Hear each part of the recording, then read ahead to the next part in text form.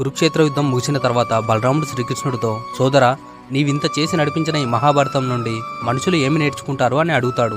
దానికి శ్రీకృష్ణుడు నవ్వుతూ ఇలా అంటాడు, ధర్మరాజులాగా జూదం ఆడకూడదు. ఒకవేళ ఆడినా ఎక్కడ ఆపాలో తెలియాలి. కర్ణుడిలాగా ఎవరు మంచివారు ఎవరు చెడ్డవారు అని తెలుసుకోకుండా మాట ఇవ్వకూడదు. ధృతరాష్ట్రుడిలాగా కొడుకులు ఏ తప్పు చేసినా సమర్థించడం మానుకోవాలి. కుంతిలాగా పరిణామాలు తెలియకుండా కోరికలు కోరకూడదు. ద్రౌపదిలాగా ఎక్కడ పడితే అక్కడ నవ్వకూడదు. దుర్యోధనుడిలాగా పరాయి వాళ్ళ మాటలు గుడ్డిగా నమ్మకూడదు. పాండురాజులాగా కామవాంఛతో ఉండకూడదు. భీష్ముడిలాగా ఆలోచించకుండా మాట ఇవ్వకూడదు. దుశ్శాసనుడిలా ఆడవాళ్ల శీలాన్ని అవమానించకూడదు. అశ్వత్థాముడిలా గర్భంలోని శిశువును చంపాలనుకోకూడదు.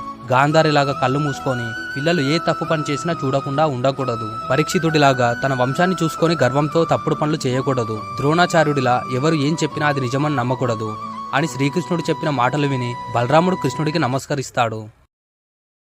Download ShareChat.